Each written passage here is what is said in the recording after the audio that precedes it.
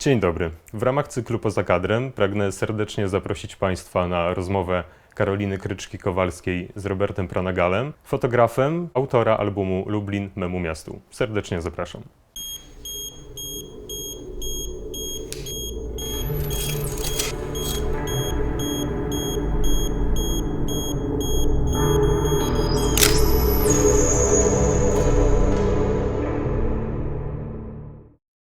Pomysł na cały projekt to jest w zasadzie 2017 rok i inspiracją do tego było oczywiście obchody stulecia niepodległości, odzyskania niepodległości przez Polskę. I wiadomo, no, były różne działania i to był taki temat nośny. Każdy chciał jakoś uczestniczyć w tym odzyskaniu, chciał jakoś to upamiętnić. I ja sobie wymyśliłem, że fajnie by było też upamiętnić trochę rolę Lublina w tym odzyskaniu niepodległości, bo przecież to był pierwszy rząd, te parę dni i można powiedzieć mieliśmy stolicę Polski, pierwszą niepodległej.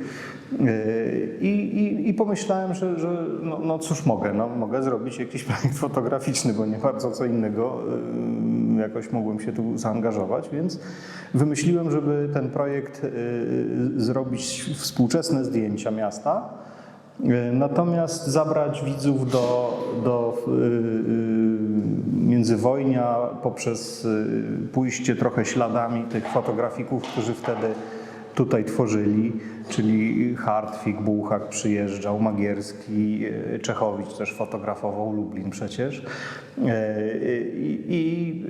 Natomiast nie są to jakieś tam, nie chciałem odtwarzać kadrów, chodziło mi bardziej o jakieś nastroje i wymyśliłem, że najlepszym chyba sposobem na to, żeby te nastroje w jakiś sposób odtworzyć i jakieś takie nostalgiczne może trochę emocje wzbudzić w widzach, jest zastosowanie techniki właśnie takiej starej, szlachetnej techniki, która była na przełomie XIX-XX wieku popularna i ponieważ ten nasz piktorializm w Polsce był jeszcze w międzywojniu silny, więc sobie pomyślałem, że taka technika olejna, właśnie stara, historyczna, byłaby dobrym rozwiązaniem.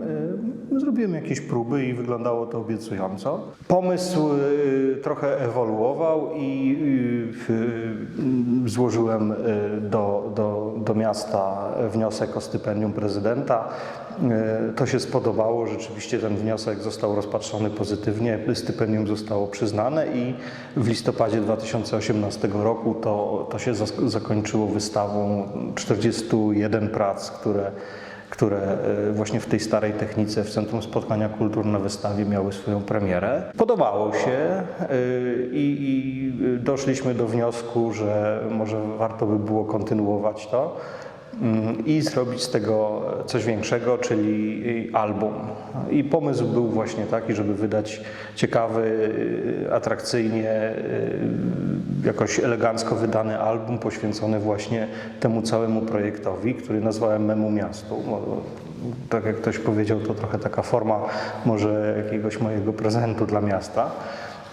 Na to stulecie odzyskania niepodległości i faktycznie w albumie znalazło się 101 prac, czyli jeszcze powstało dodatkowych kilkadziesiąt prac. To, co widzimy tutaj na wystawie, to jest 20 prac, które wcześniej na wystawach nie były, czyli nowe rzeczy. One oczywiście są w albumie. Album już jest wydany, jest dostępny i można go oglądać. Technika jest pracochłonna, czasochłonna i rzeczywiście czasami kapryśna. Każda odbitka, którą tutaj widzimy i później reprodukcje, których znalazły się w albumie, to jest ładnych kilka godzin pracy, a cały proces od samego początku, kiedy się zacznie pracować nad odbitką, nad przygotowaniem papieru do momentu, kiedy ona jest gotowa do włożenia do ramy, no to jest 3-4 tygodnie. Także jest przy tym trochę roboty. Generalnie technika jest taka, że robi się praktycznie wszystko samemu. Całą odbitkę robi się samemu, czyli zaczynamy od papieru akwarelowego, najlepiej papieru, który po prostu jest wytrzymały na moczenie w wodzie, bo praktycznie cały proces tutaj tworzenia w większości to jest na mokro. Zaczynamy od tego, że na taki mokry, namoczony papier wylewamy roztwór żelatyny. Ta żelatyna musi sobie zastygnąć, wyschnąć. Potem musimy uczulić odpowiednimi solami tą żelatynę. Znowu musi sobie to wyschnąć dobrze, bo jak jest wilgotne, no to nie ma czułości w ogóle. Taka warstwa jest mało czuła na światło, więc jedynym sposobem, żeby to naświetlić, to jest naświetlanie stykowe, czyli negatyw musi być takiej wielkości jak odbitka. Kładziemy na suchą uczuloną żelatynę negatyw i naświetlamy. To może być światło ultrafioletowe, może to być słońce. I po naświetleniu wrzucamy taką kartkę papieru do wody, po to, żeby po pierwsze wypłukać te wszystkie sole, żeby uzyskać praktycznie bezbarwną warstwę. Po naświetleniu w tej wodzie powstaje nam tak zwana matryca. Tak zwana matryca i rzeczywiście jak spojrzymy trochę pod światło, to ona wygląda jak taka matryca drukarska, trochę jak taka płaskorzeźba. Po prostu tam, gdzie dochodziło światło, to żelatyna jest garbowana przez solę i ona jest wklęsła i taka bardziej lepka. Natomiast tam, gdzie światło nie dochodziło, to ta żelatyna w wodzie nam puchnie, robi się taka wystająca, jest śliska. I praktycznie te właściwości, czyli różnice w lepkości tej żelatyny zgarbowanej i niezgarbowanej, pozwalają nam uzyskać obraz, dlatego że dopiero wtedy bierzemy farbę, gąbkę i nakładamy pacnięciami takimi delikatnymi farbę na taką żelatynową matrycę. Ona tam, gdzie jest bardziej lepko, no to lepiej przylega, tam, gdzie jest ślisko, no to można ją łatwiej zetrzeć i powstają nam w jednych miejscach czernie, w innych światło. Najtrudniejszą rzeczą to jest uzyskać właśnie szarości, bo faktycznie jest to taka technika, która lubi kontrasty, ale trudno jest tak jakby fajne obrazy stworzyć tylko na takiej zero-jedynkowości. Natomiast jest to jak najbardziej możliwe. Technika jest o tyle ciekawa, że obrazy, które powstają, są praktycznie jednostkowe, czyli z racji tego, że nakładamy ręcznie tą farbę na wielu takich działaniach naszych, no to trudno jest uzyskać 2 razy taki sam efekt, prawda? Więc każda odbitka będzie inna, zresztą nawet nie ma sensu wymuszać takiej sytuacji, żeby były wszystkie odbitki jednakowe, bo to jest po prostu cecha tej techniki, że ona jest właśnie taka jednostkowa, ona jest taka indywidualna i każdą odbitkę można zrobić inaczej. Ciekawe jest to też, że ta technika daje nam duże możliwości kreowania tutaj nastroju i tego finalnego wyglądu, czyli możemy w jednych miejscach dodać farby. Jednymi ruchami dodajemy farby, innymi ruchami odejmujemy tej farby. Jedne ruchy zwiększają nam kontrast, inne nam zmniejszają kontrast, czyli mamy taką bardzo dużą swobodę wręcz malarskiego kształtowania tego naszego finalnego efektu. Potem się to po prostu suszy. Trwa to suszenie dość długo, bo to jest farba olejna, ona sporo schnie. Jeżeli zaczniemy werniksować za wcześnie, no to po prostu rozmażemy ten cały obraz i całą naszą robotę możemy sobie wyrzucić.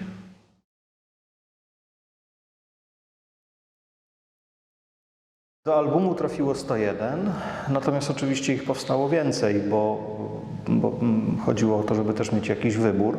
Natomiast nie jest tego jakoś drastycznie więcej, bo z racji tego, że wymaga to dużo pracy, więc od razu już fotografując i wybierając zdjęcia, robimy to inaczej.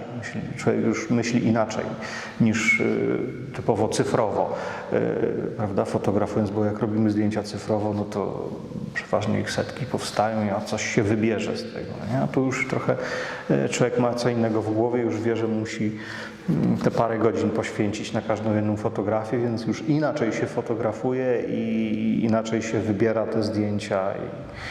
I ich jest, ja wiem, może ze 140 w sumie, może troszkę mniej. Oczywiście każda też czasami powstawała w kilku wersjach, bo na przykład zdarza się tak, że ja mówię, że matryca ta ma focha i nie chce współpracować, nie chce przyjmować farby. Na przykład jest tu takie jedno zdjęcie, gdzie tak jak normalnie na farbianie może trwać te 20 minut, jak idzie wszystko dobrze, no to tutaj była ponad godzina pracy, bo po prostu z jakiegoś powodu nie chciała przyjmować farby i trzeba było przekonywać ją dość długo. Ale efekt jest taki, że rzeczywiście powstała chyba jedna z najfajniejszych odbitek w kolekcji. No. Także czasem jest tak jak z człowiekiem, nie? Dała się przekonać i się odwdzięczyła w sumie tym, że powstało fajny efekt, fajny obraz. To jest zdjęcie na Noworybnej, które przedstawia akurat restaurację Ambaras i tą kobietę, która coś majstruje przy rowerze.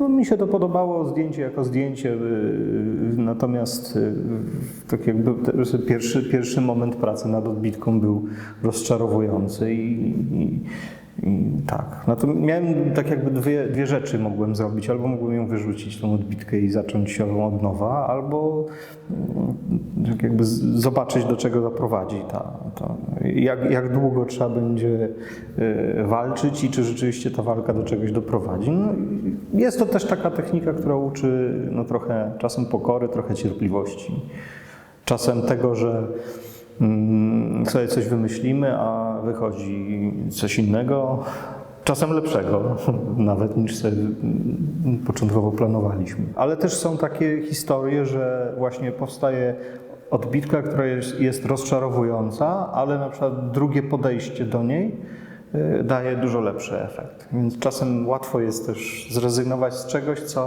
co potem może się okazać jednak wartościowe. Bardzo dużo możliwości.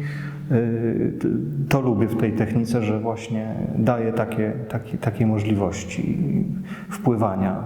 Czyli zupełnie inaczej niż wtedy, kiedy drukujemy sobie z aparatu na przykład, czy z komputera, tak? Wysyłamy do Minilabu i na drukarkę i koniec tak naprawdę. A tutaj dopiero się zaczyna wszystko.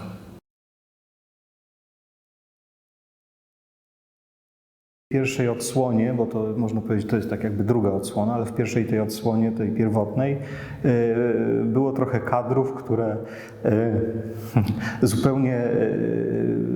To była historia absolutnie przypadkowa i niesamowita, bo robiłem sobie zdjęcia gdzieś którejś niedzieli, poszedłem na Nadbystrzyską, w tamtych okolicach się kręciłem, oczywiście nic mi się nie udało zrobić, nie wiem, czy warunki, czy mój nastrój, czy cokolwiek, no po prostu nie zagrało nic i stwierdziłem, że już te 3 godziny, no to może chociaż cokolwiek, to może pójdę na Stare Miasto, na Starym Mieście to coś, chociaż jedno zdjęcie zrobię. No i przychodzę na Stare Miasto, a tam kręcą film.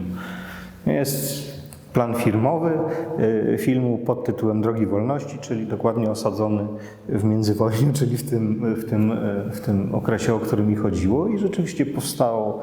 Zrobiłem tam gdzieś trochę zdjęć i parę weszło do albumu i to jest trochę taka... Też jak ludzie oglądają, to często się spierają i mówią, no niemożliwe, żeby to zdjęcie powstało współcześnie. Nie? Także takich zagadek jest trochę i w albumie, i na wystawie. Oczywiście patrzyłem na te zdjęcia, które właśnie Hartwig, Bułhak, Czechowicz, Magierski, Kiełsznia, jeszcze kilku innych tutaj z tamtego czasu fotografików, po to, żeby właśnie raczej pochłonąć ten nastrój, to jak to miasto wtedy wyglądało, natomiast nie miałem jakiejś listy, że to i to muszę zrobić, że w takiej kolejności, że skoro odzyskanie niepodległości, to szukam miejsc, które są z tym związane. Nie, chodziło raczej bardziej o nastrój, o ideę, o to, żeby ten duch właśnie tych fotografików, ale też i Czechowicza, bo tam bardziej się nad tym unosił, a nie był po prostu jakąś taką wprost kalką, czy jakimś takim powrotem 1 do 1. O. I też kolejność w albumie jest taka właśnie nawiązująca trochę trochę do poematu o mieście Lublinie. Bardzo fajny, piękny tekst napisała do tego Grażyna Lutosławska pod tytułem Wiatr miejski. Jest specjalnie napisany ten tekst do albumu. I rzeczywiście te zdjęcia są ułożone trochę tak, jakby ten wiatr sobie po mieście wiał, czyli od zachodu przeważnie, tak jak ten wędrowiec w poemacie tam od Wieniawy właśnie się do tego miasta wchodził i tak jakby porusza się ten wiatr po mieście, po jego zakamarkach.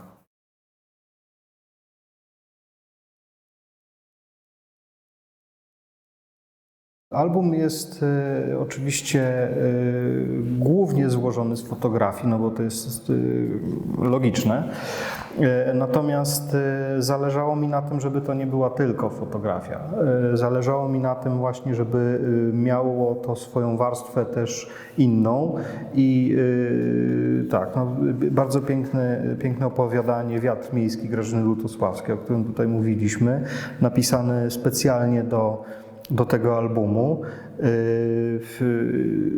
nie mówiący wprost, nie nawiązujący wprost do tego, co w albumie są, do fotografii, natomiast kreujący pewne nastroje i pewien duch, który też jest przewodnikiem właśnie w tym albumie. Pomysł był taki, że skoro jesteśmy już właśnie w takiej ręcznej robocie, że zdjęcia, odbitki robione ręcznie, że okładka też jest robiona ręcznie, tłoczona, w związku z tym ten tekst przepisałem na maszynie takiej prawdziwej.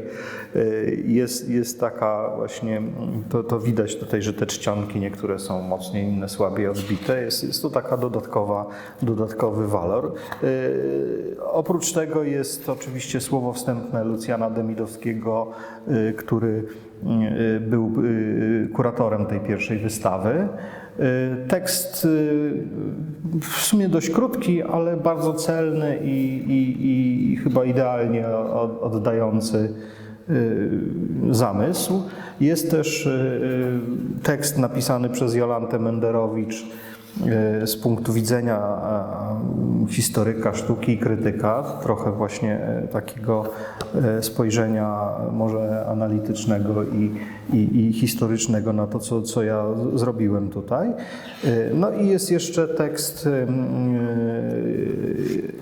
Asi Zentar poświęcony właśnie historii fotografii międzywojnia tutaj w Lublinie. Właśnie mówiący o tym, jak te moje prace są w pewnym sensie związane, jak się mają do tego, co w międzywojniu wtedy w Lublinie fotograficznie się działo. Te wszystkie teksty oczywiście są, no jest trochę tekstów właśnie o samym projekcie, kilka słów o technice, o autorach, tak, no i spis miejsc, spis osób i to jest właśnie taka warstwa. Teksty są po polsku i po angielsku. Są przetłumaczone na angielski, więc jeżeli trafi to w ręce jakiegoś gościa zagranicznego, też może tak jakby pewną historię nową o Lublinie przeczytać. Na pewno nie jest to taka książka popularna, bo wymaga, myślę też, żeby dobrze zrozumieć te obrazy, które w niej są, no to trzeba przeczytać jednak, może najpierw, albo wiedzieć coś o tym projekcie. No, jest elegancko wydane, jest myślę przyjemnie wziąć to do ręki. Na pewno nie jest to dla osób, które lubią kolorowe obrazki i pocztówkowe historie takie typowe, ale patrząc na odzew i to, jak ludzie odbierają, to bardzo się to podoba i praktycznie każdy mówi, że rzeczywiście jest to coś wyjątkowego.